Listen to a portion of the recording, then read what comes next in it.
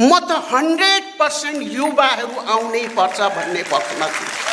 100% पढे लेखेका आर्यघाटमा जाउन्जेलसम्म चाहिँ प्राण नजाउन्जेलसम्म चाहिँ त्यहाँ नजलुन्जेलसम्म कुर्सीमा बसिरहने, अरूले चान्स नपाउने त्यस्तो पनि सिस्टम हुन्छ कि। बालेनमाथि जहिले जसरी एट्याक भएको छ नि सर्वत्र, वकिलकोमा गयो त्यही, न्यायाधीशकोमा गयो त्यही, जहाँ गयो खालि भ्रष्टाचार, यति भ्रष्टाचार। यहाँ गरिबलाई नाङ्गे झार पारेर उहाँहरूले खानुहुन्छ। सबै राजनीतिमा बस्नेहरूले उहाँहरूले हजम गर्नुहुन्छ। यही युवा शक्ति अगाडि आउनु पर्यो बोल्नलाई, यिनीहरूले नै अघि बढेर गर्नु पर्यो, यिनीहरूले नै अब चुनावमा उभिनु पर्यो। मुलुकको विकास पनि हुन्छ। कसरी विकास हुन्छ म तपाईँलाई भनिदिउँ। आई एम लेडी, म किचन चलाउँछु, भान्सा चलाउँछु। यहाँका पर्फेक्ट लेडीहरूलाई सबै छोडेर तिमीहरू यो देश चलाओ भन्यो भने नुन फारो गरेर, बेसार फारो गरेर, कपडा बहुत फारो गरेर, तेल नुन फारो गरेर, कटेरा बारीमा तरकारी उब्ज्याएर पैसा जम्मा गरेर महिलाले राम्रोसँग चलाइदिन्छन्। उहाँहरूले भन्दा केही नखाइकन चलाइदिन्छ, मजाले चलाइदिन्छ।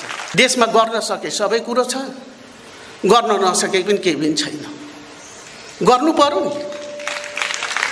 पोलिसी चाहिँ चीनबाट प्याज, भुटानबाट आलु, भारतबाट सागसब्जी ल्याउने, अनि त्यसैको कमिसन खाएर बस्ने सत्ताधारीहरू, जो सत्तामा बस्नेहरूले, त्यो पोलिसीले देश चल्छ? कसरी चल्छ? उहाँहरू त खालि आयात निर्यात त केही पनि छैन।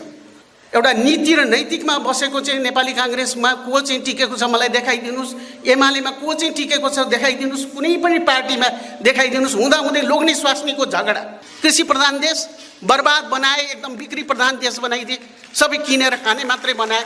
त्यो चाहिँ के हो? त्यो सम्भवै हुने कुरै होइन। त्यसरी त देशै चल्दैन। त्यसैले यहाँ विधिको शासन छैन, अभाव छ। यहाँ व्यापक भ्रष्टाचार छ। यो मुलुक त के थियो त? यो त अपूर्व अद्भुत देश थियो नि, यो त गर्न सकेको भए। तर अब यहाँ त डाँडा भाटा सब खनेर नासेर सब गरेर। संवैधानिक परिषदमा मेरो मेम्बरसिप हुन्थ्यो प्रधान न्यायाधीश हुँदाखेरि।